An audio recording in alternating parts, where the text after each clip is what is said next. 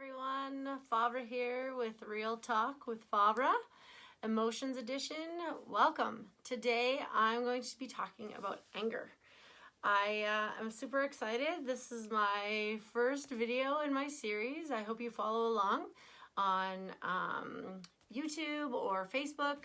I'm going to be doing these videos every Wednesday around this time. So I want to talk about anger today. A lot of people are feeling anger right now with everything that's going on with the world, and it's totally understandable. Anger is this really beautiful tool for us to understand what we will accept and what we won't accept for ourselves or for our loved ones or friends or whoever. So knowing that anger is not this horrible, bad thing that we're feeling or experiencing, and not trying to shove it away and not trying to, hey Jason, not trying to shove it away and not trying to erase it almost from our lives or our, hey Emily, from our lives or from our experiences is really important, because anger is a teacher. Like all emotions are teachers. They let us know what we find acceptable and what we don't find acceptable. There's so much to learn about our emotions, and especially anger. And right now, with so many of us feeling it, I just thought it would be a really great one to talk about today. So what often happens for people is we label emotions as positive or negative, when in reality, they're neither. They are information tools, if you will, for the intellectuals. They are great because we can learn from what we're feeling and when we're feeling it and how we're feeling it and why we're feeling it. Like a lot of my friends are angry right now. And we're angry because we're outraged at the injustice in the world and the things that are happening and how wrong it is, and how not okay that some people are terrified to leave their house because of the color of their skin, and they might be shot just because they're black or brown. It's not okay. So that anger is really important for us to understand what is happening for us and what's going on for us in our experience in life. All emotions do that. They enhance and help us have a more rounded, beautiful life experience. One of the things that we often forget is that we are emotional beings that think occasionally, not thinking beings that emote occasionally. And we tend to over-intellectualize, and we really, really focus on our brain and how smart we are and our intellect, and we really forget to pay attention to our heart and what our emotions are telling us. So they're teachers, and anger is a great one. I learned, unfortunately, the hard way that anger is a great emotion. We like to push it down because it feels negative, or we label it negative, or society has labeled it negative, or your house has labeled it negative. So we push it down. And what happens when we push it down is anger is like, it rests, all of our emotions rest in our body. And anger can make us really sick if we never process it or never deal with it. I believe that anger is like a cancer, and it can spread throughout our entire body. So if we allow it and we learn from it and we see it for what it is, or what's happening for us in those moments, we can really gain perspective on our life experiences and what we need from the outside world and what we need from ourselves. And we can really learn what's happening for us and where we need to set our boundaries, and where we need to make sure we sorry, I just want to make sure I have, oops, sorry guys. Okay. So anger is a really great way to learn where our boundaries are. Boundaries are so important for our our lives and our relationships. Boundaries are where we get to love ourselves and others at the same time. So anger is a really great place to start with especially if you're just learning about boundaries and you're learning that. When you get angry, what made you angry? What situation caused your anger? And then once you look at that, you can be like, oh, well, my friend said this. Is that what they meant? Or I'm not okay with that. Or I don't like being spoken to that way. So there you can start to form your boundary, and you can start to really see where that line is for you and what you're willing to accept and what you're not. And in family situations and like in all relationships, anger is that tool. So once we start learning, and the other thing that is, but anger leads to hate. Hate leads to suffering. Are you saying Yoda was wrong that I need to be angry? Thank you, Norm, for bringing that up, because we see a lot about pushing anger down and not experiencing it when if unprocessed anger, unprocessed any emotion, but especially anger, can lead to resentment, and it can lead to hurt feelings. So yes, please get angry, because anger is a teacher. All emotions are a teacher. Anger is a teacher. So when you feel really angry, the key is expressing it.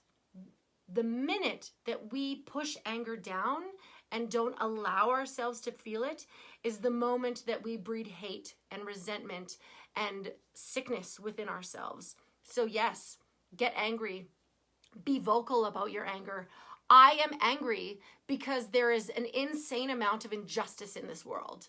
I am angry when somebody treats me badly that I don't deserve to be treated badly. I am angry when my friends get treated badly because of the color of their skin or because of who they are, or because they have tattoos or whatever. That makes me angry. The key, Norm, what are you trying to say? The key is embracing anger without causing harm. Yeah, exactly. So one of my favorite ways to help people express or to figure out their anger is to let them know that if you're not harming yourself and you're not harming somebody else, you're doing it right. So naming is super important. I feel angry because, and then either just letting yourself feel that, or speaking to a person that you need to speak to about whatever caused the anger by saying, hey, when you said this, did you mean blank? Because this is how I perceived it, or this is how it came across to me. And then it starts a dialogue. We need to have dialogue with our emotions. The other really great thing to remember is that all of our emotions start from a place of love. Our anger is a protector. My huge underlying anger came when I was about 6 months old. I was in my crib. My sister wanted to hang out with me. We used cloth diapers, so most of the crib was wet. She moved me out of the only dry spot and hung out with me. Well, my tiny little person needed to protect me, so anger formed. And it wasn't until, as an adult, I just got angrier and angrier and angrier because I didn't know this. So we'll talk about trauma and perceived trauma and all that stuff in another video, but this is a really great example of trauma, and it's not always obvious trauma. So this is inobvious trauma. So my anger just formed and built and built and built and built up, and I didn't know what it was. So I ended up doing this really rad therapy session called transpersonal therapy, and we realized where my anger started, and it started out of love as protection. And once I figured that out, I was able to transform it back into love, and then had a healthier relationship with anger. It's as soon as we try to push it down or erase that anger or that emotion or that feeling, that it really can cause more and more harm for us. So it's really important to remember to express and to feel any emotion, anger as well. It's really important to not bury it. That's when things can get really harmful. We can feel tons of resentment. Anger is a base emotion, and there's lots of secondary emotions kind of underneath that. Frustration, resentment, hate, all of those things. Norm's saying transform anger into love. Exactly. So it's like, and we can do this. It might not always be easy, and it might get bumpy, and you might yell at the wrong person, and you might make mistakes. But the biggest thing to remember is that you can transform this. You can do all these epic things when it comes to your emotions. A friend of mine who's so amazing, her name is Dana. I've taken so many courses with her. She taught me that we can do hard things. And we can. And just because it feels hard in the moment doesn't mean it's going to stay that way. That's the other really amazing thing about emotions, is that just because they feel really big in the moment, they're not going to last. But the more we push them down and don't allow them, the bigger and bigger they get, and the harder it is to process them and figure them out. So by expressing them as instantly as you can, now, I mean, take a moment, take a breath, so that you can do it in a really healthful way, and then say, I'm angry. I'm angry because, or I'm angry, period. You don't always have to act immediately. Just name it. Just allow it. Allow yourself to feel it. Don't try to push it away. It's really important to feel emotions. They help round out our really beautiful life experience. Norm says to truly understand, one needs contrast, not adherence to a single idea. This is the failure of both the Sith and the Jedi. Exactly. So there is no one right way. Also, like if I'm reading that correctly, Norm, we do need the contrast. We need love and hate, and we need to know that they also go together, so that there is duality, but there's also non-duality in everything that we live and experience. So be angry, feel anger, especially right now. Allow yourself to feel that. It might feel out of control at first. It might feel like wild. That's okay. Allow it space. The more space you allow it, the less big it becomes. And the more space you allow it, the more room you have to learn and to grow and to change from the experiences, from your emotions, from your anger. It's a beautiful thing. And once we can sort of embrace that and really fully understand that and accept that part of us that is going to get angry sometimes, it's not all sunshine and roses. And if 2020 has taught us anything, it's like, we're going to have to like just see stuff for how it is and do our best to cope with it, because it's not always going to be pretty. And 2020 is a great example of the insanity that can potentially happen in our lives. So it's not that you have the anger, it's how you process it, and it's how you deal with it that can either cause hate and resentment, or cause a level of understanding and love and nurturing that you can receive from expressing it and feeling it. I think that's it, guys.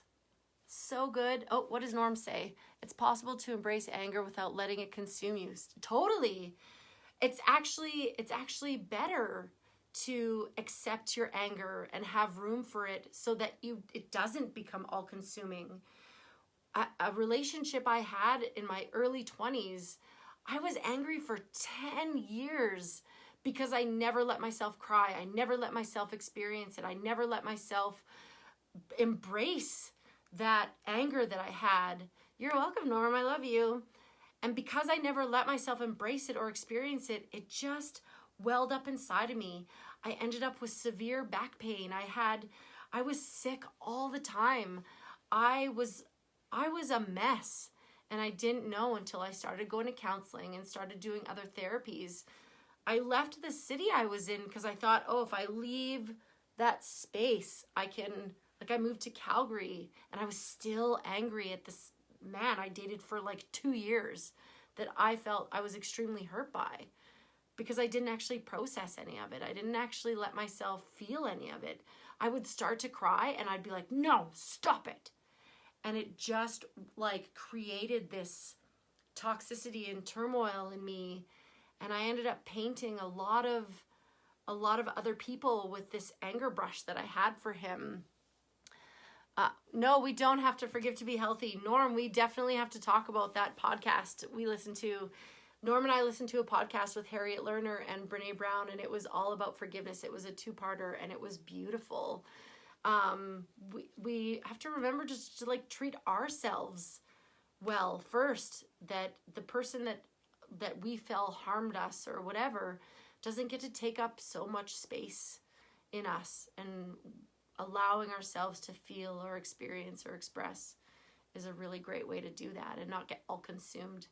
So yeah, oh my gosh. Thanks so much for being here, you guys. This has been Real Talk with Favrah, Emotions Edition Anger. I'll see you next Wednesday. This has been your epic dose of feeling.